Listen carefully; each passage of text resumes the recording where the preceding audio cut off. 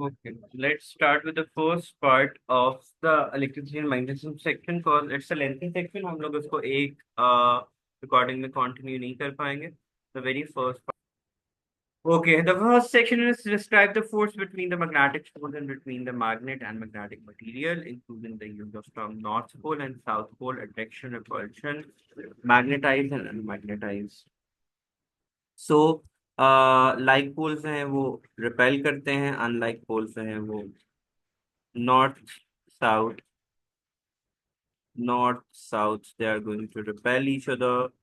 Central region हमारे पास neutral zone होगा. No magnetic field is going to be existing there. South pole में magnetic field हमेशा इन होती है. नॉर्थ पोल पर हमेशा मैग्नेटिक फील्ड आउटवर्ड होती है. मैग्नेटिक फील्ड ड्रॉ करनी आनी चाहिए. नॉर्थ से साउथ होती है, सर्कुलर होती है. As we go further away distance increase होता है, शोइंग के मैग्नेटिक फील्ड क्या हो रही है हमारे पास, वीक हो रही है. ओके, ये आपको सारे पैरामीटर्स आने चाहिए. मैग्नेटिक सब्सटेंसेस वो होते हैं कि जो कि they are naturally magnetic in nature. They are going to stay as it is. Unmagnetized material, for example iron. Iron दो कैटेगरीज होती है हमारे पास अनमैग्नेटाइज्ड मटेरियल की. Soft magnetic material and hard magnetic material. Soft magnetic material कौन सा होता है, which easily magnetize and demagnetize. और हार्ड मैग्नेटिक मटेरियल क्या होता है, which takes longer to magnetize and demagnetize. Soft magnetic material में आयरन आएगा एंड हार्ड मैग्नेटिक मटेरियल में हमारे पास क्या आएगा, स्टील. अब होता है इसमें क्या है, इंड्यूस मैग्नेटिज्म. जब भी मैग्नेटिज्म इंड्यूस होगा another pole will be generated. For example, if not, if it's going to be inducing, this magnet is inducing a magnetic field into something, तो हमेशा opposite pole उसमें generate करेगा. that is के south pole generate होगा. हमेशा opposite pole induce होता है उसके अंदर, same like pole उसके अंदर induce नहीं हो रहा होता हमारे. ठीक है. फिर है कि state difference between properties of temporary magnets of, and वो मैंने भी आपको डिस्कस कर दिया. State difference between magnetic and non magnetic materials. Magnetic में हमारे पास नेचुरल मैग्नेटिक सब्सटेंसेस होते हैं. नॉन मैग्नेटिक में क्या आ जाएगा, वुड आ जाएगा, ग्लास आ जाएगा, ऐसी जो कि under no circumstances property example आती है हमारे पास, हम उसको डिस्कस कर सकते हैं. Describe magnetic field region which magnetic field experience force. Magnetic field क्या होती है, an area around a field in which it can apply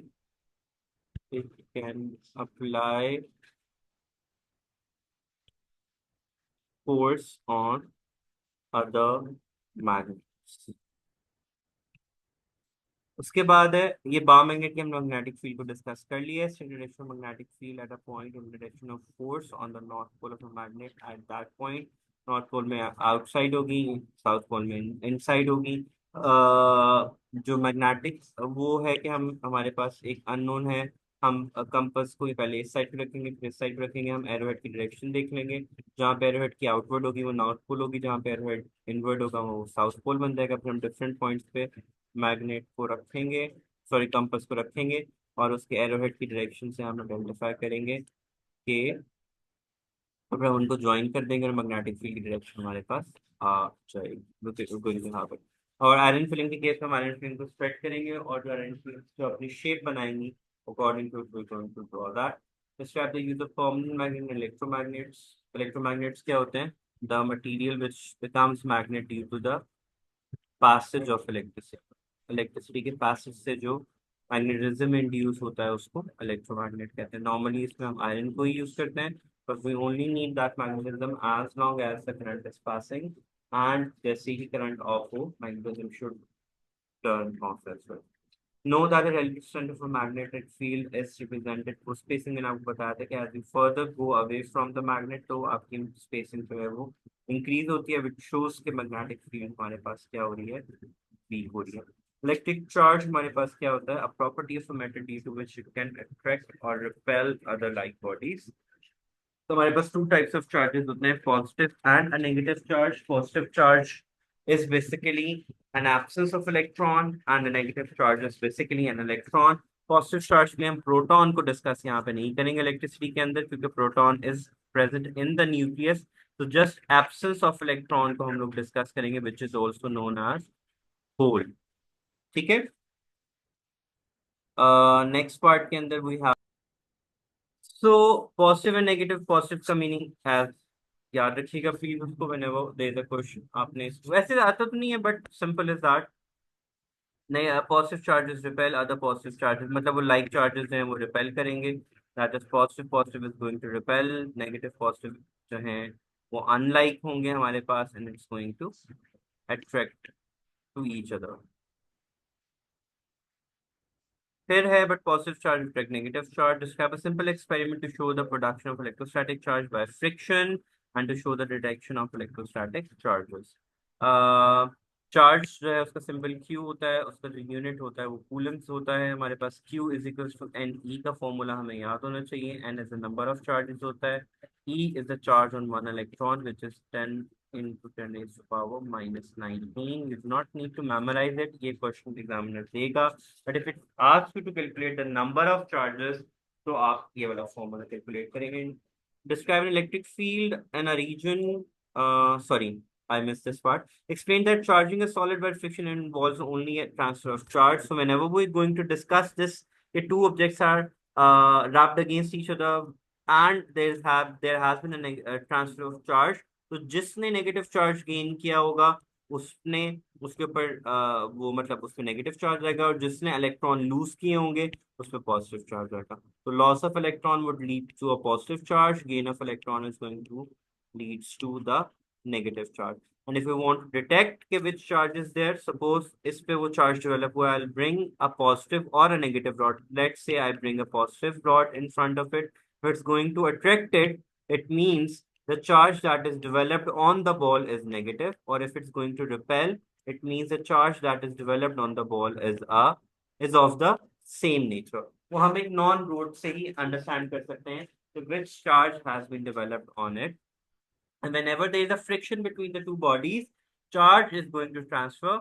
lose and gain आपको एग्जामिनर बताएगा which has lost and which has gained, either in terms of theory or through diagram it would show। so let's say the rod has a negative charge on it, obviously उसने फिर loose किसने किया होगा, the other body ने loose किया होगा जिसके अंदर हमारे पास। और फ्रिक्शन नॉर्मली इंसुलेटर्स में होती है हमारे पास, एंड वो distinguish between a conductor and insulator, जिसपे free electrons होते हैं वो conductors होते हैं, which does not have free electrons वो insulators होते हैं। Recall I use a simple electron model to explain difference between electrical conductor and insulator, our examples basic chemistry that you have discussed। Electric field is a region in which a charge can apply force on other charges। Positive charge के case में electric field lines outwards होती हैं, and negative charge के case में field lines क्या होती हैं, inwards होता है। State the direction of an electric field at a point in the direction of the force on a positive charge। Point charge basically ये होता है जो direct detection of electric field के लिए use होता है। Describe a simple experiment, electric field pattern including point charge, वही मैंने अभी जो बताया कि presence of electric field के लिए use होता है around a conducting sphere।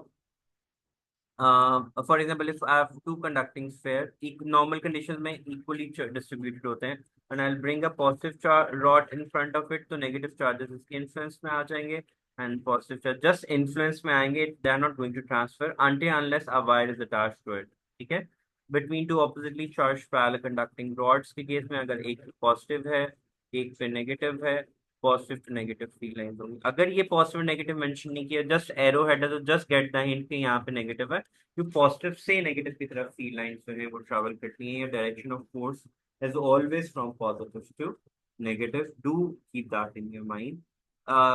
Connecting spheres में मैंने आपको बता दिया ट्रांसफर ऑफ चार्ज नहीं, डिस्ट्रीब्यूशन ऑफ चार्ज होगा when you bring a charge rod in front of it, depending upon क्योंकि this charge rod is going to produce a field lines or will have a field lines which will attract the negative charges towards this, and it will be under the influence of this rod।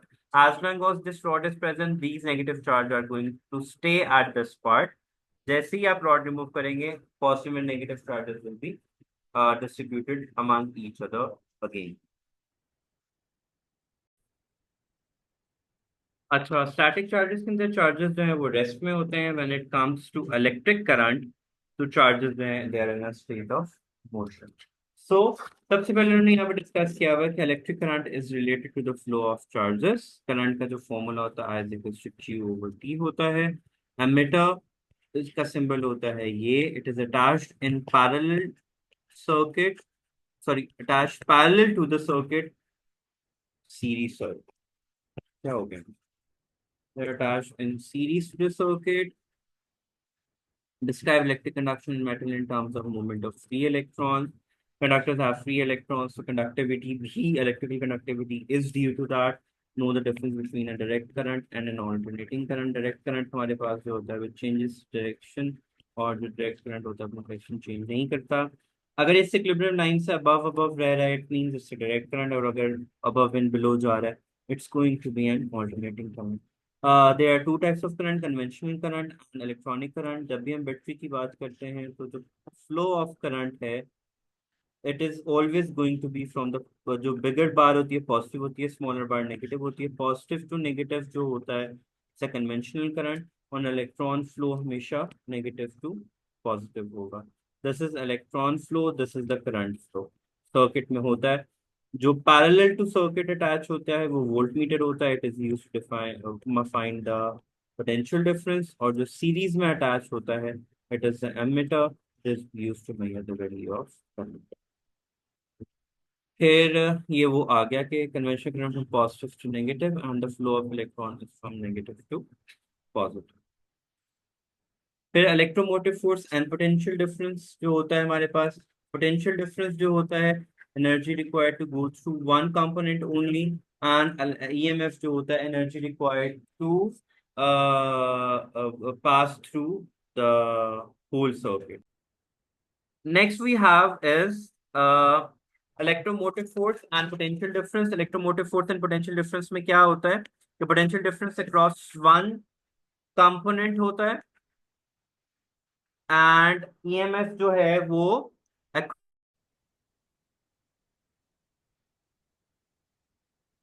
तो दोनों का formula all दो same ही होता है. Energy is equals to work done per unit charge, and potential difference का भी same unit होता है. Both have the same sorry formula and both have the same units. बस हमें सर्किट डायग्राम में देखना है. फॉर एग्जांपल अगर मैं एक सर्किट डायग्राम बनाता हूँ, this is going to be my current की direction, this is my electron direction, and voltmeter हमेशा कहाँ पे अटैच होगा? पैरेलल में. एनामीटर हमेशा कहाँ पे अटैच होगा? सीरीज के अंदर अटैच होगा. अब जो energy required by the charge to go through the, let me use this, के होल सर्किट में फ्लो करने के लिए जो एनर्जी रिक्वायर्ड है उसको हम क्या नाम देते हैं? ईएमएफ का नाम देते हैं. And the energy which is required just to go through this component, it's going to be known as the potential difference. और उनके फॉर्मूलाज ये होते हैं. यूनिट्स जो जाउल्स वोल्ट्स होते हैं दोनों के. I accidentally wrote joules with that क्योंकि मैं उस एनर्जी की टर्म्स में बात कर रहा था. यहाँ पे से लिखा हुआ है defined potential as a work done by unit charge passing through a component, whereas electromotive force is the work done by a source in moving a unit charge around the complete circuit. Know that the potential difference between 2 points is measured in volts. Describe the use of voltmeter with different nature. हमारे पास voltmeter voltage के लिए use होता है हमारे पास. ठीक है. Then we have resistance. Resistance को हमने कैसे डिफाइन किया था? Opposition to the flow of charges.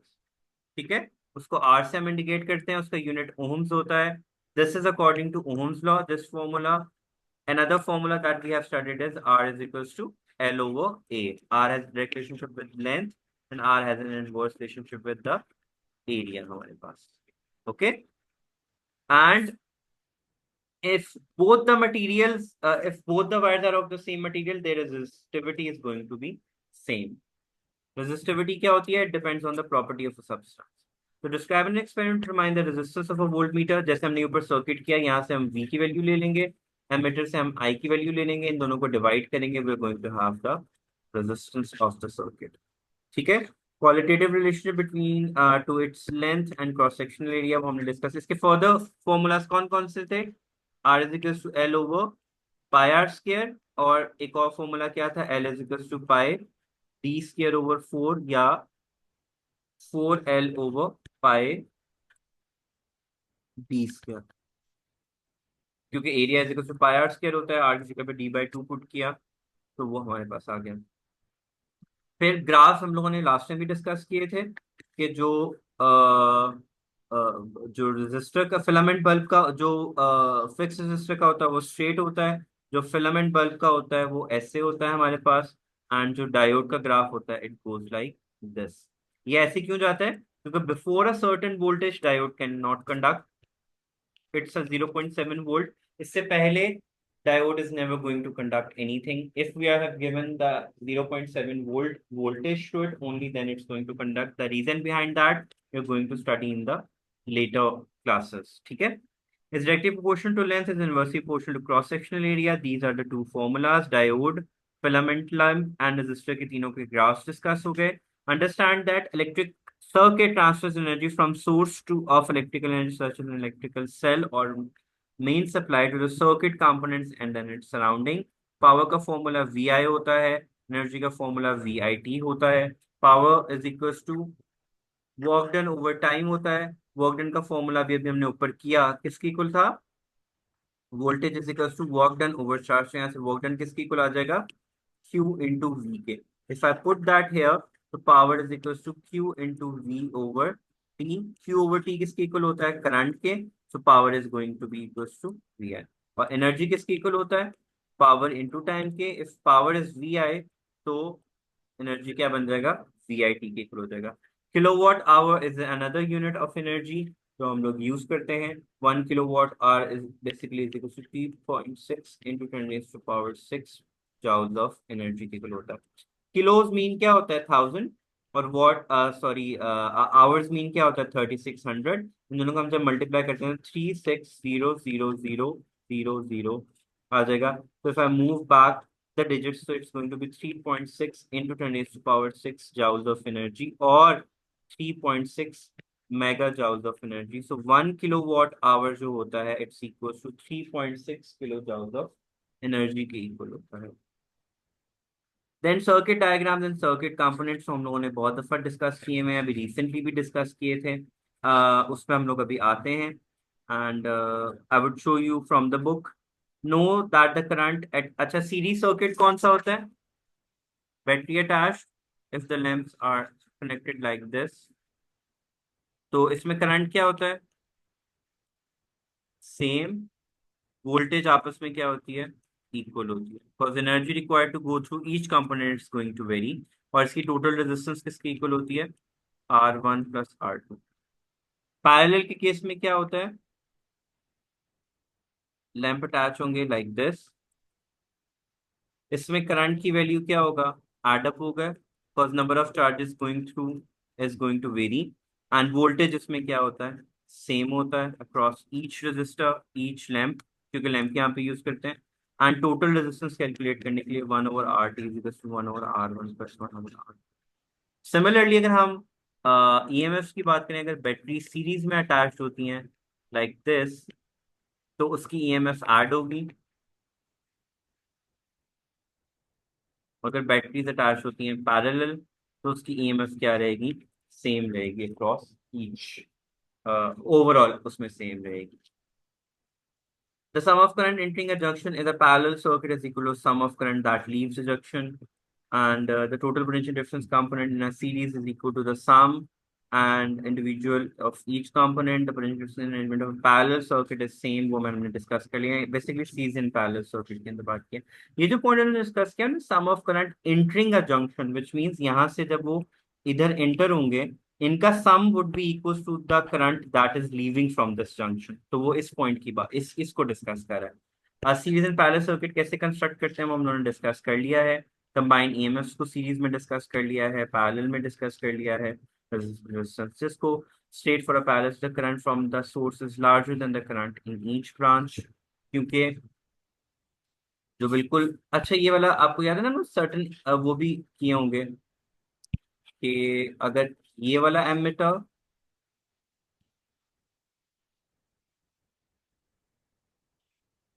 And this ammeter जो है ये इक्वल होते हैं, और ये हमेशा आपस में क्या होते हैं? ऐड होते हैं।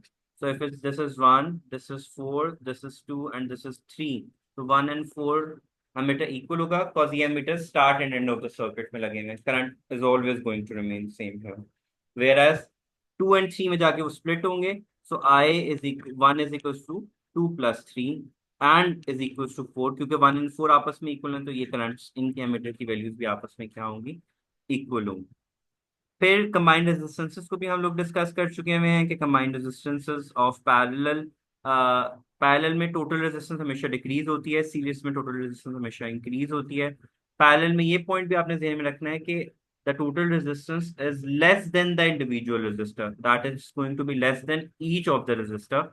एंड सीरीज के अंदर the total resistance is always going to be bigger than the individual resistor. For example, series में I have two resistors attached with a value of 2 and 3. The total resistance क्या है, 5. It's bigger than 2, it's bigger than 5. Parallel में if I have attached two resistors, one is 2 and one is 5. Let's say इनकी resistance 1.5 आती है, तो वो it's less than 2 and it's also less than 5. तो वो ये point discuss कर रहा है, ये quick solving of the question में भी utilize हो जाती है हमारे पास। State the advantage of connecting lamps in parallel. We all know that if one of the lamps stops working, the rest of the lamps would keep on working. Series में क्या fault आएगा कि if one of the lamps stop working, all of the lamps stops working. Explain that the sum of current in a junction is the same as the sum of current leaving the junction, वो हम ऊपर discuss कर चुके हुए हैं। Calculate the combined resistance of parallel circuits, that's already also been discussed. uh, then we have, let's discuss these जो हमने अभी वो बात किए थे। सेल को हम कैसे करते हैं, एक सिंगल वाला आ जाएगा, बैटरी में हमारे पास टू सेल्स आ जाएंगे, पावर सप्लाई हमारे पास अगर ऐसे है तो ये डीसी होती है, और अगर सेंटर में ऐसे बना हुआ है तो it's going to be an AC power supply. Generators के लिए हम सिंबल्स जाके वो देखते हैं आगे। पोटेंशियल डिवाइडर के लिए हम लोग क्या यूज करते हैं, ये वाला सिंबल यूज होता है विच, और वेरिएबल रजिस्टर के लिए हम लोग क्या यूज करते हैं, एंड इंटरचेंजेबली भी यूज हो सकते हैं। स्विचेस के लिए हम लोग कौन सा यूज करते हैं, एक बार अटैच कर देंगे यहाँ पे। रजिस्टर हमारे पास फिक्स रजिस्टर का सिंबल क्या होता है, ये। हीटर्स का हमारे पास क्या होता है, अगर इसमें बार्स बना दें तो वो हीटर्स होता है। थर्मिस्टर्स का क्या होता है, नेगेटिव टेम्परेचर कोएफिशिएंट। थर्मिस्टर्स क्या होते हैं, इनकी रेजिस्टेंस डिक्रीज करती है with the increase in temperature. LDR का सिंबल क्या होता है, एरोस टुवर्ड्स द रेजिस्टर। इनका भी रेजिस्टेंस क्या होती है, डिपेंडेंट होती है, इनवर्सली डिपेंडेंट होती है लाइट की इंटेंसिटी पे। अगर लाइट की इंटेंसिटी इंक्रीज होगा, रेजिस्टेंस डिक्रीज करेगा, एंड वॉइस वर्सा। मोटर्स के लिए हम लोग यहाँ पे एम लिख देते हैं, एमीटर के लिए ए लिख देते हैं, वोल्ट मीटर के लिए वी लिख देते हैं। कॉइल्स, ट्रांसफॉर्मर्स के नई सिंबल्स आते हैं नॉर्मली। फ्यूज के लिए हम एक ऐसे वायर लगा देते हैं, रिले के लिए हम ऐसे दो बॉक्सेस बना देते हैं इन फ्रंट ऑफ ईच अदर। और रिले बेसिकली क्या होता है, it's an electromagnetic switch.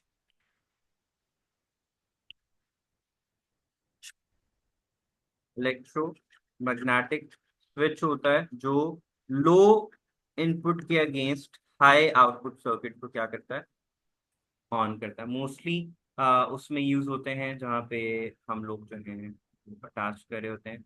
Draw and intercept circuit diagrams containing diodes. Diodes की सर्किट डायग्राम क्या होती है, ऐसे ट्रायंगल, और वो this is the negative side of it, this is the positive side of it.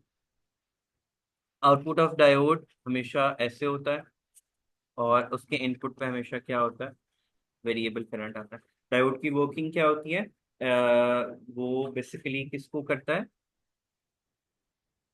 What is the working of diode, कि वो AC current को किस में कन्वर्ट करता है, डायरेक्ट करंट के अंदर कन्वर्ट करता है।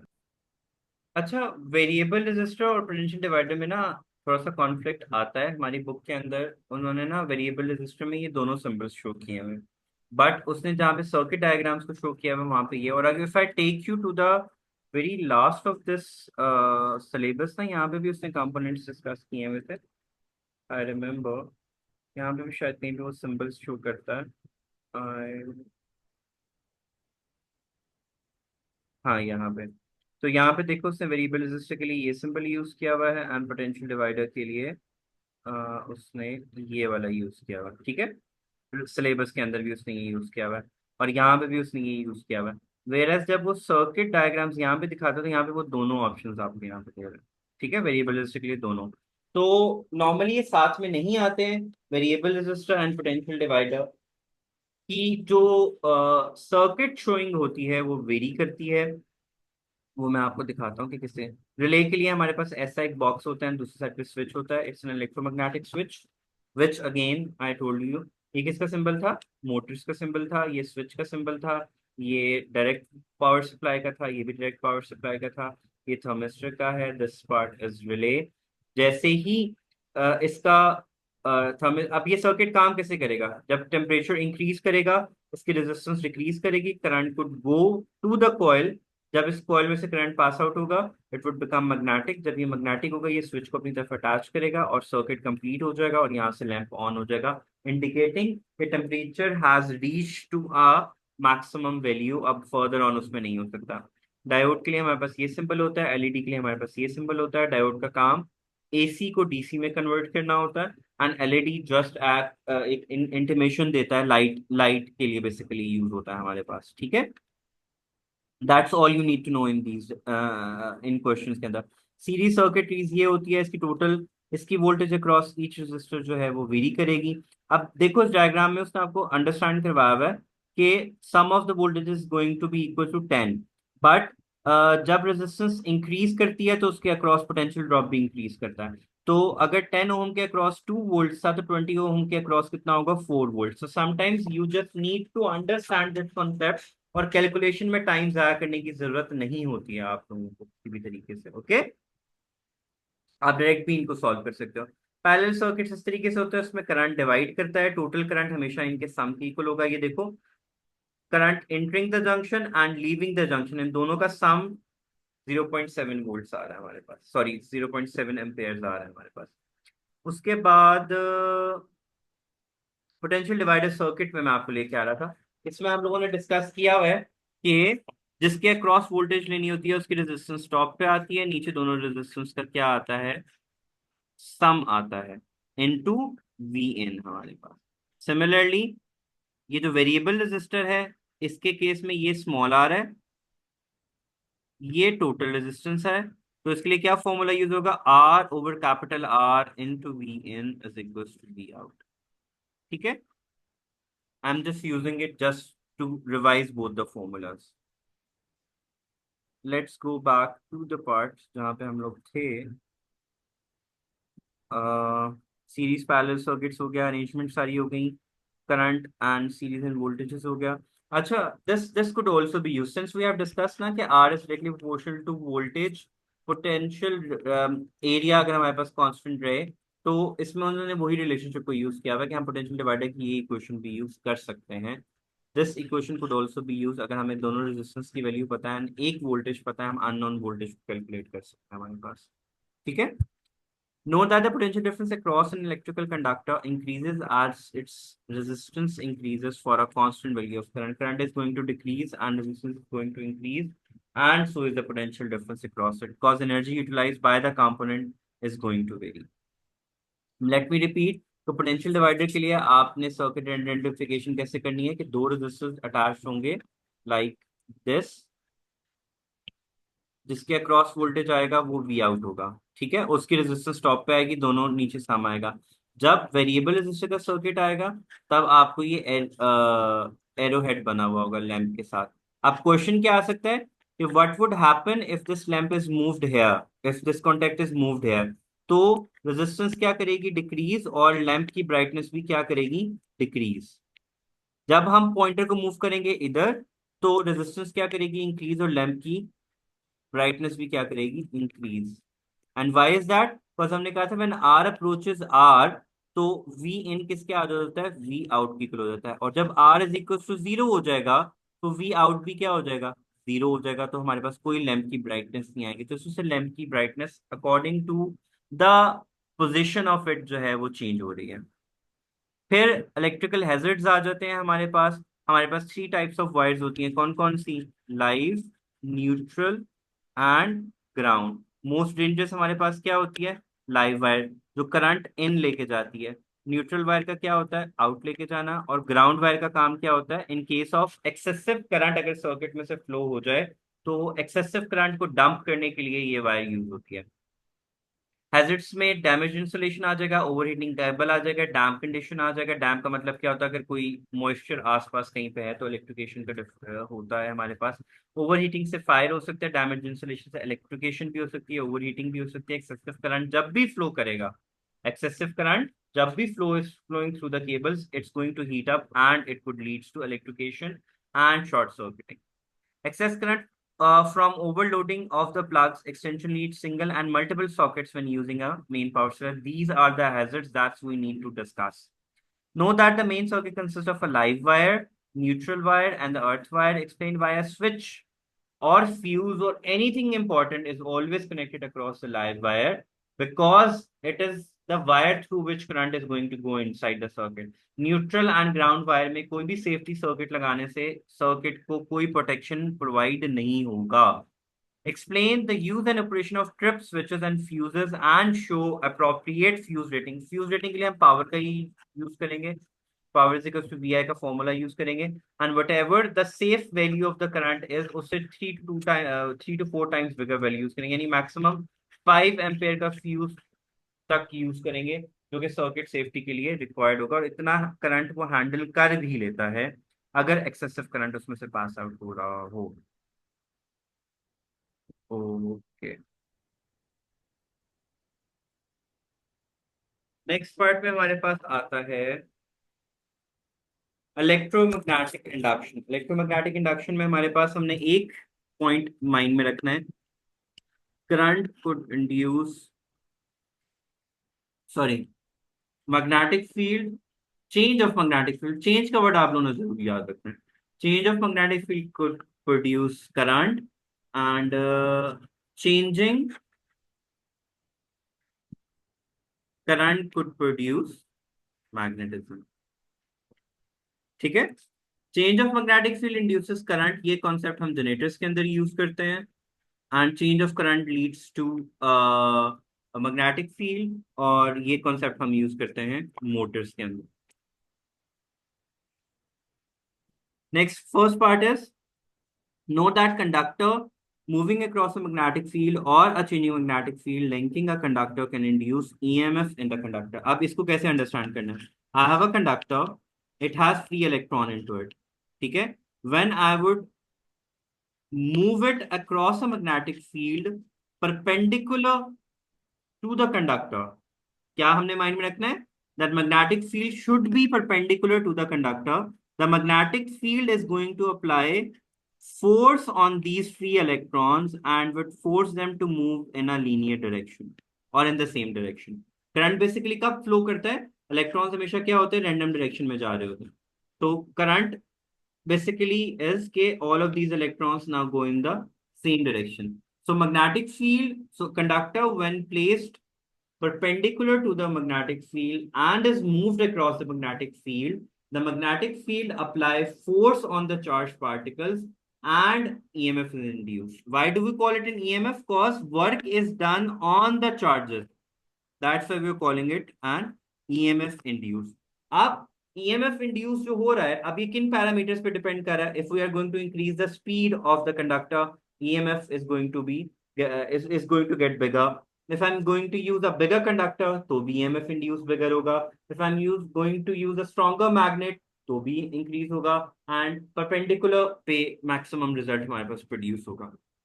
Describe an experiment of electromagnetic induction, वो हमने डिस्कस कर लिया है। State the factor of the magnitude of induced EMF, वो भी हमने डिस्कस कर लिए हैं। Known that the direction of induced EMF opposes the change causes this, this is known as Lenz's law। अब cause and effect is always going to oppose each other। For example, if I have a coil,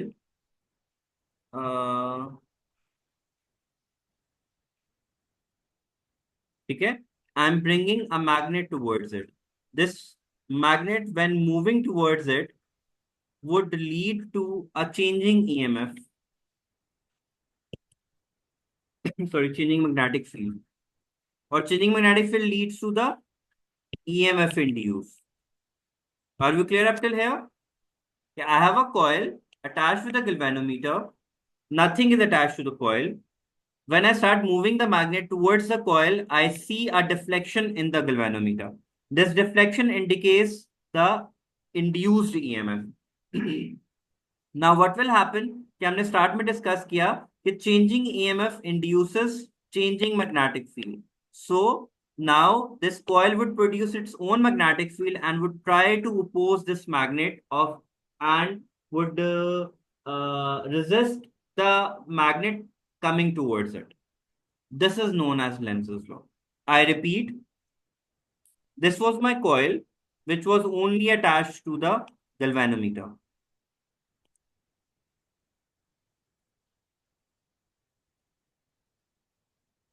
What is this happening?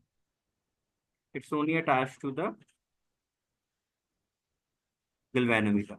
When this is moved towards the coil, उसमें EMF induce होगा. क्यों EMF induce होगा? Because the magnet को towards the coil move कर रहे हैं, it would lead to the changing magnetic field, which leads to EMF induce. क्यों वो हम यहाँ पे already discuss कर चुके हैं. Now, when I have a changing magnetic field, which will only be there as long as the magnet is moving. If either of the coil or the magnet is moving towards us, I'm going to have an induced EMF. If nothing is moving, the magnet stops after a while, then the voltage would also go to zero. Okay? A relative motion is a must thing whenever we are discussing the induced EMF. So अब जब इसमें changing EMF produce होगी, it would create its own magnetic field and bring the pole in front of the permanent magnet which is going to oppose it. अब जब मैं इस magnet को retreat करूंगा, अगेन मैग्नेटिक फील्ड की direction जो है वो चेंज होगा और ईएमएफ इंड्यूस भी चेंज होगा. Now it's going to bring it south pole in front of it. So when the magnet tries to go towards the coil, it's going to repel it by bringing its north pole in front of it. And when the magnet is going to go away from it, it's going to bring its south pole in front of it. It would resist of moving the magnet away from it. So basically वो point यहाँ पे आएगा. State and use the relative direction of force field and induce current. जब हम towards जाएंगे, the meter is going to go towards the positive side. जब हम away जाएंगे, the meter is going to go with the towards the negative side. अब magnitude पे effect सिर्फ तभी आएगा अगर मेरी टुवर्ड्स एंड मूव रिट्रीट की speed is going to very. If I am going towards and away with the same speed, only the direction of the induced EMF is going to change, not the magnitude of it. But if my towards and away speed is going to change, agar towards speed is bigger, I am going to have a greater EMF induced. If the away speed is slower, I am going to have a lower values of EMFs induced. So we need to keep that in mind. Then we have describe a simple form of AC generator rotating coil and wo slip ring, sketch and interpret the graph of EMF against for a simple wo. Let me take you to the section जहाँ पे ये already draw हुए हैं.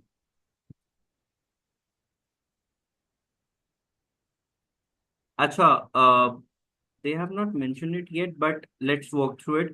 यहाँ पे हम right hand rule use करते हैं. करंट की डायरेक्शन में हम अपना थंब रखेंगे. Would curl the finger in direction of current. Sorry, will put the thumb in the direction of current and our curling finger will tell us the direction of the magnetic field.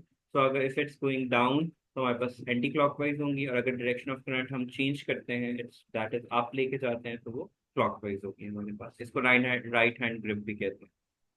अब ये experiment है जिसके through हम ये identify करते हैं where there is current, वहां पे मस्ट मैग्नेटिक फील्ड भी होती है. अब वो यहाँ पे ये कहता है कि when the switch is of, which means circuit of था, all of these compass needles were pointing north south.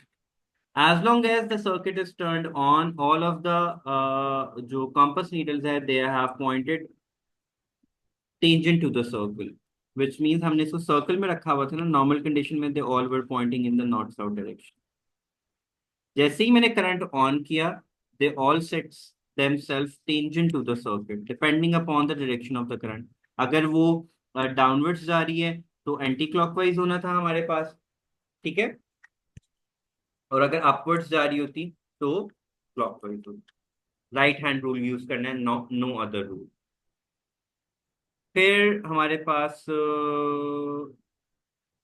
इसमें भी वो ये बात करेंगे, जब स्विच ऑन करेंगे तो हमारे पास यहाँ से करंट पास आउट करेगा, इसकी वजह से ये इसकी तरफ अट्रैक्ट होगा. ये इट्स एन इम्पॉर्टेंट एग्जांपल जो इलेक्ट्रोमैग्नेटिक एप्लीकेशंस के अंदर हमारे पास आती है ऑल्सो दैट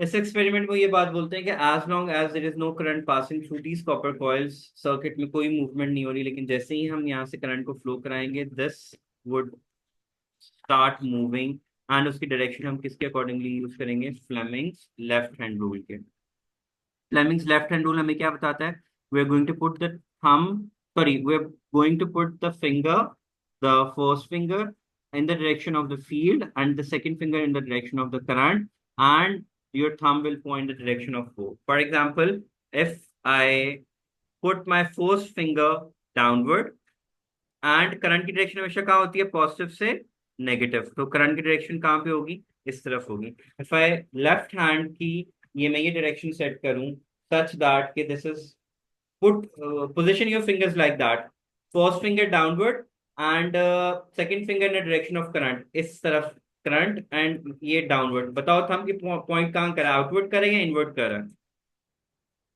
आउटवर्ड। ठीक है, सो इससे हम डायरेक्शन ऑफ फोर्स को आइडेंटिफाई कर सकते हैं। मोटर्स के लिए फ्लेमिंग्स लेफ्ट हैंड रूल होता है, जनरेटर्स के लिए फ्लेमिंग्स राइट हैंड रूल होता है, दोनों को एग्जैक्टली सेम वे में हम लोग यूज करते हैं। ठीक है, so where there is current it's going, there is going to be magnetic field, वो मैग्नेटिक फील्ड इस मैग्नेट के साथ इंटरेक्ट करेगी और रिजल्ट में मेरे पास क्या आएगा, मोशन क्रिएट होगा। Am I clear. जी सर। मोटर के स्ट्रक्चर को आपको पता होना चाहिए, हमारे पास परमानेंट मैग्नेट्स होते हैं, यहाँ पे इलेक्ट्रोमैग्नेट्स भी यूज कर सकते हैं, इसको कॉइल कहते हैं हम लोग, इसको आर्मेचर भी कहा जा सकता है। ये स्प्लिट रिंग्स होते हैं, इनको कम्यूटेटर्स कहते हैं। देन कार्बन ब्रशेस अटैच्ड होते हैं। कार्बन ब्रशेस हमारे पास क्या होते हैं, दे कार्बन ब्रशेस ने करंट को in and out of the circuit लेके जाना होता है। जो कॉपर रिंग्स होते हैं which is known as commutator, ये कॉइल के साथ अटैच होते हैं, ये कॉइल के अंदर लेके जाते हैं करंट को। And that's how the motor work. हमें पता होना चाहिए कौन सी चीज क्या लेबल्ड है। ब्रशेस का काम क्या है, this is also known as split rings, जिनको कम्यूटेटर्स